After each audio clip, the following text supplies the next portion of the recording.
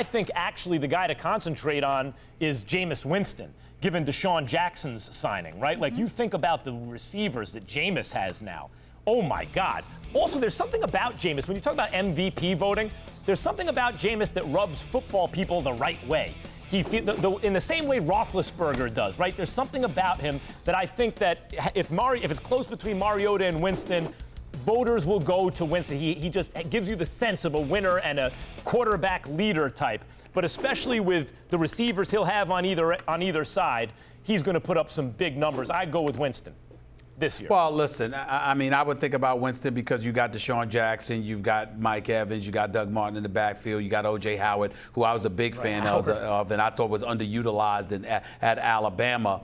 The flip side to it, however, is that I think Mariota is somebody, MVP candidate. I'm not going to go that far because I don't think Tennessee will be that great. I think they'll be improved. I think they'll be formidable. They got a solid running game, and they've got Marcus Mariota, and I think their defense will be better.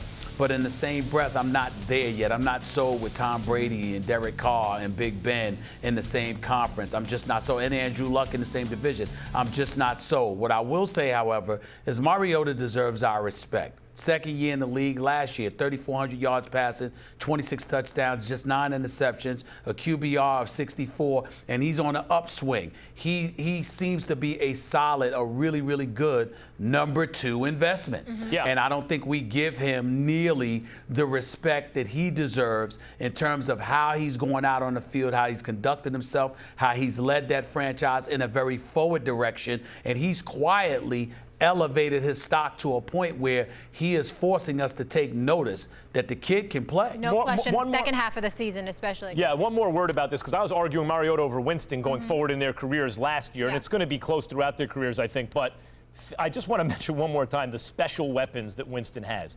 You know, if you have Mike Evans, who's right there, in my opinion, with Julio Jones and Odell Beckham Jr. and Antonio Brown and A.J. Green, like he's one of the top 5, I think, certainly in the NFL and underrated, often ignored in those conversations. Well, what could make him even more devastating? Well, give him a wideout on the other end who can get behind the defense. Who is better at that in the entire league than Deshaun Jackson? And you bring up O.J. Howard, the tight end.